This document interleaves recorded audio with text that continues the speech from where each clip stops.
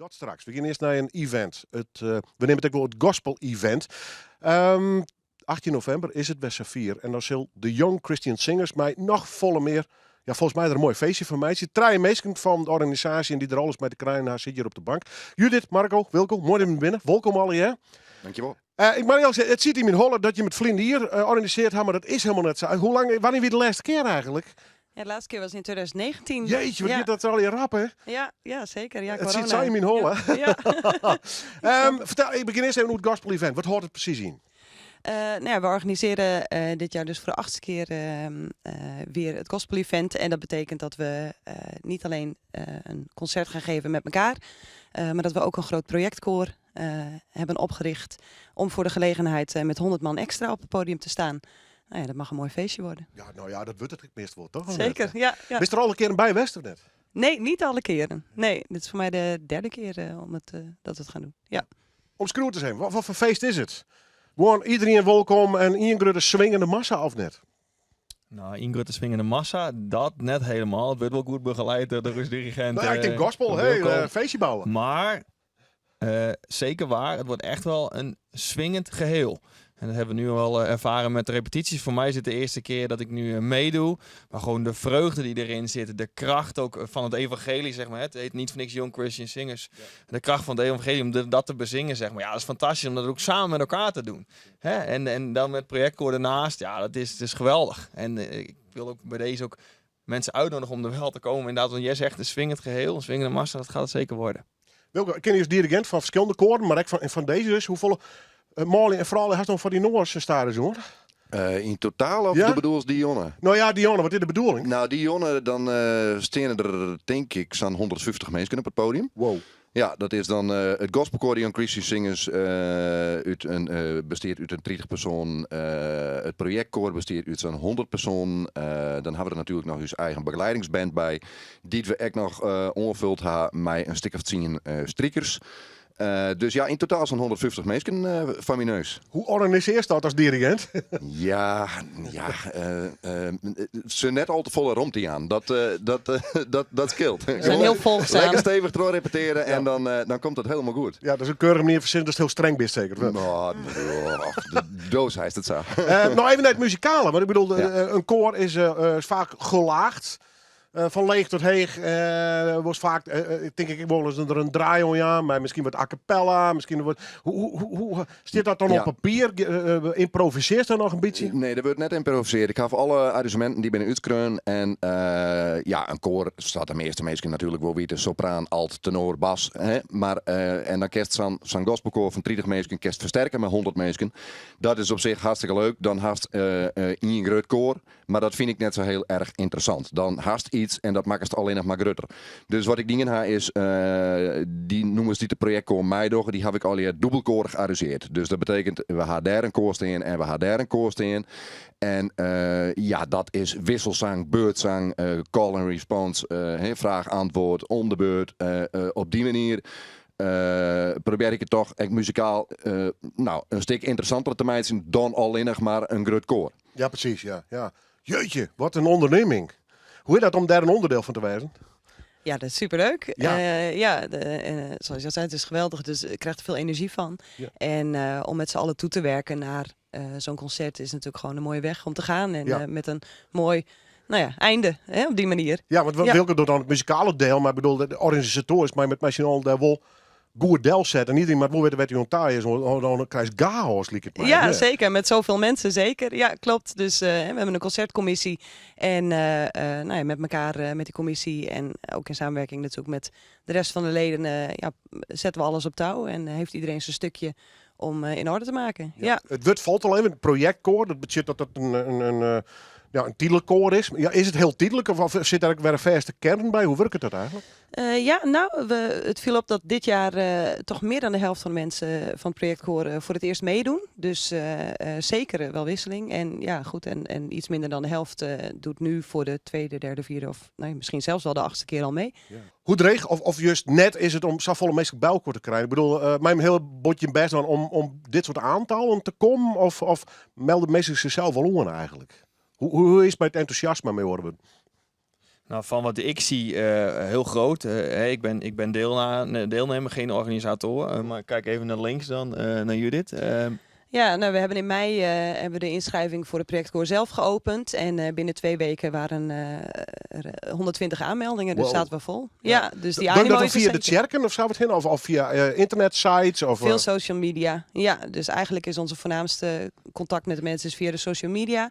En opgeven gaat dan via onze site, net als de kaartverkoopster nu. Maar mensen weten ons te vinden en melden zich aan massaal. Dus ja. Wat wie voor de reden om mij te doen? Nou, ik vind zingen zelf heel erg leuk en ik word er blij van. Ik heb niet fantastisch talent in zingen, maar ik kan het wel aardig. Maar vooral de vreugde die ik eruit haal en vooral het samen doen, zeg maar. Ik weet nog wel, de eerste repetitie was 2 weken geleden. Ja, hoe ik thuis kwam, ik denk, maar dit is fantastisch. Dit moet iedereen eigenlijk eens ervaren. Dit is geweldig om het samen te doen. En ook om over God en over Jezus te zingen. En ook door zingen komt het evangelie heel erg naar voren. En ja, het is heel veel vreugde. Ja, dus het achterliggende idee en de boodschap is maar het verhaal van echt het christelijke verhaal is wel belangrijk van dat erbij is. Nou goed, ik ben overtuigd christen, dus zeker, ja, maar ook gewoon hoe dat door muziek heen, zeg maar, in mij tot leven komt, zeg maar, en dat zullen meerdere ervaren, zeg maar, dat is gewoon wel heel iets bijzonders, ja. En dan machinaal, ik bedoel, je had net een paar meesken, maar echt hoe meer dan 100 meesken. Ja, een heel soort, 100, 120 inderdaad. Ja, dat is geweldig om dat samen zo te mogen ervaren. Nou ja, maar ik kan me voorstellen dat ik een machtig gevoel had om daar onderdeel te absoluut. zijn. Ja. Absoluut. Ja. Ja. Op welke toons jongens doen mij? De tenor. Ja, oké. Ja. Ja. Bepalen ze dat zelf trouwens, Wilco?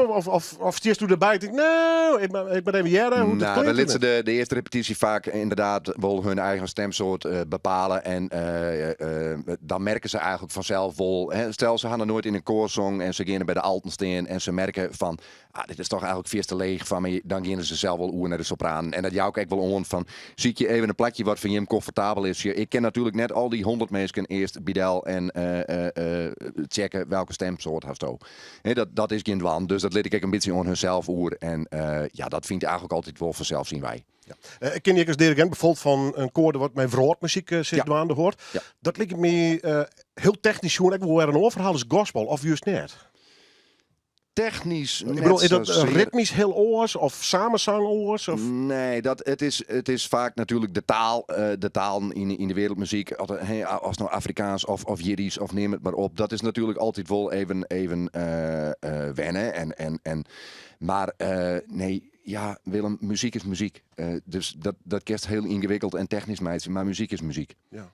Net ingewikkeld met Nee. gewoon genieten inderdaad. Ja. Juist. En ik heb je voorstellen dat dit genieten is. Of niet? Ja, nee, dit is hartstikke leuk. Dit is super. Dit is een van de leukste projecten elke keer die ik doe. Dus ja. En toch, ik wil eens een beetje wekker lezen. Hoe komt het al je goed? Zeker, Ja. zeker. Er binnen altijd wel kopzwaardigen over dit soort dingen. Want er zet een enorm groot project op. En dat maakt eigenlijk op het laatste moment maakt alles samenvallen. De kerst net altijd alles bij elkaar houden. De kerst net elke week die 150 mensen op hetzelfde plak hebben. Nee. Soms repeteert apart met de band. Soms repeteert apart met dat koor. En dan op het goede moment dan maakt het ik al hier samenvallen. En nee, dat jouwt zeker. Ik wil eens even wat kopzwaardigen. Maar dat jet ik bij. Dan maak ik een beetje gezonde druk wezen. Ja, nou ja, en ik heb het al wel verdrongen, maar er is een COVID-periode geweest. Dat is natuurlijk de nachtmerrie der nachtmerries.